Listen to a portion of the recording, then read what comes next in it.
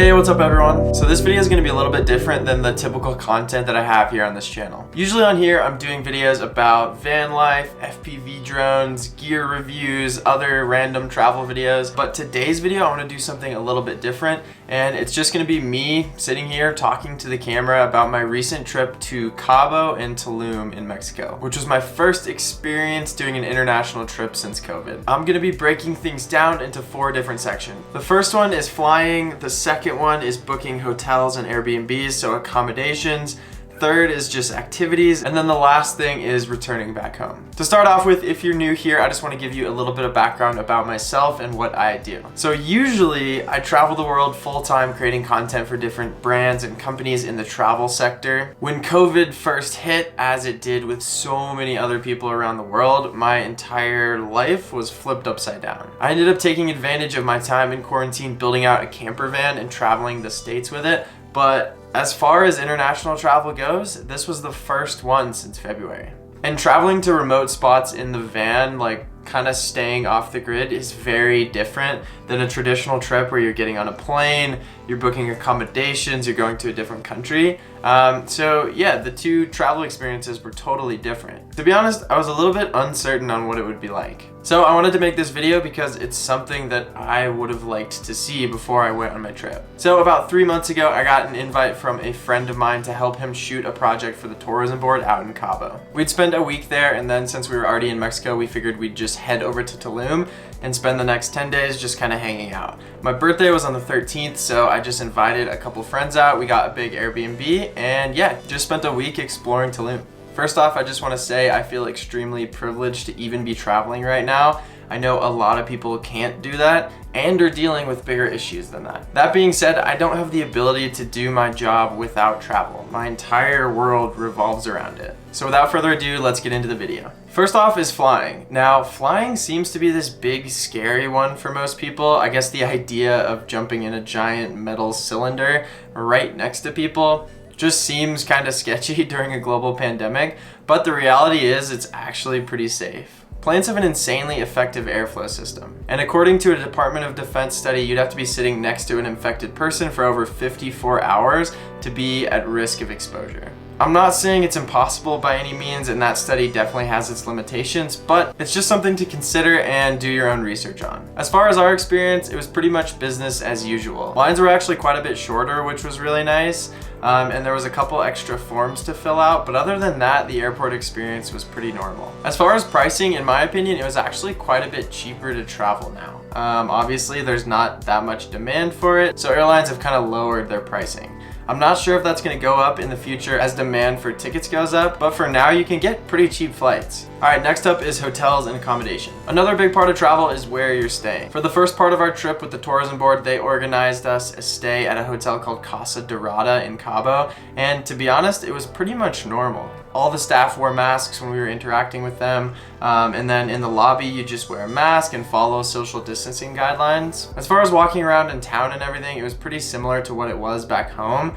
You just have to put a mask on when you walk into a business, and then if it's a restaurant, you can take it off when you're at your table. And then as far as the beaches and other public areas, they were definitely pretty crowded. There was some times where I was like looking around like nobody is following social distancing guidelines.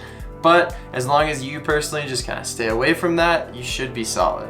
If anything, it felt pretty good to be supporting businesses that run off of tourism, because the last 8 months for them has been really tough. In Tulum, we didn't have a hotel or anything booked, so for the first 4 nights, we booked a room at a small boutique hotel, and then a couple more friends arrived, so we booked a bigger place for 2 nights, and then for the last 5 nights, we had a big Airbnb. I figured rates would be a little bit higher just because of everything that's going on, but it was actually like pretty normal, if not a little bit cheaper than normal. For example, the place that we stayed for the 2 nights in between was like a 2-bedroom apartment, and I think it came out to like $18 a person per night, and it was pretty nice. And then the big house Airbnb was $37 a person per night, and that's pretty similar to what it would be before COVID. Next up is activities, and this includes all the extracurriculars, so diving, hiking, boat tours, hanging out at the beach. In Cabo, our schedule was packed. We were diving, surfing, ATVing, paramotoring, hiking, doing all this stuff, but it was all outdoors. We weren't going clubbing or to bars or anything, and to be honest, that's not what I want to do when I'm traveling. I want to be outside exploring wherever I am, so that part seemed totally fine. For example, when we were ATVing, we were all on our own ATVs, so we just stayed distanced that way. And then when we had a surfing lesson, the instructor just stayed like 10 feet away from us and instructed us that way. In Tulum, we spent most of our time exploring cenotes, which are these amazing underground oases that you can swim at. There's like rope swings, cliff jumping, all this cool stuff. But again, all of that is outside. We also went to the beach, and like I said, just kind of stayed distant from everyone else. There were never any times where I felt like I was at risk of being in too big of crowds or anything. Just follow the same precautions that you do at home. All right, so next is returning to your country. And this one really just depends on where you're coming from. Some of our friends headed back to Canada. For example, my friend Justice went back to BC, and in Canada, there's a mandatory 14-day quarantine. So he has a cabin on Vancouver Island, so he just went out to the cabin and has been spending his quarantine there. So check on your country's regulations, and if it has a 14-day quarantine, you just need to factor that in when you're planning your trip. However, my other friend lives in Calgary, and in Calgary, you can get a rapid test as soon as you land, and if you turn out negative, you're good to go. The US currently has no mandatory regulations, which is a pretty divisive topic right now, so I'm not really going to get into it.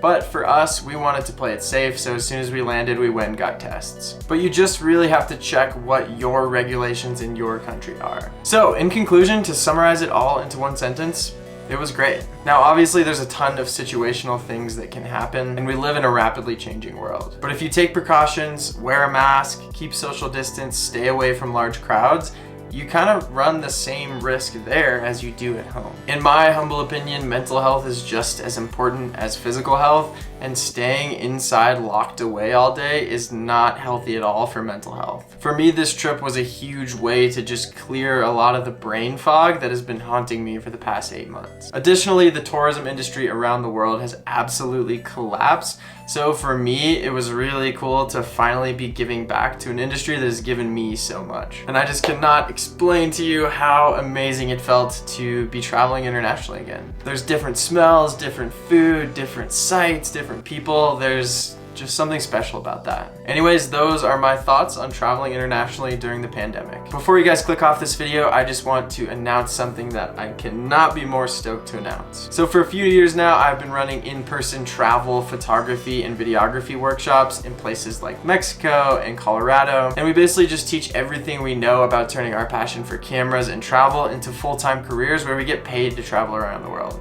Obviously, we put them on pause for the pandemic, but we are so stoked to finally announce our first one back, and it's going to be in Tulum, January 24th through 30th. My job as a travel content creator has been the most rewarding career on the planet, in my opinion. So we started these workshops as just a way to help other people do the same. We've had about 7 people go on from our last workshops to quit their 9-to-5 and do photo video full time.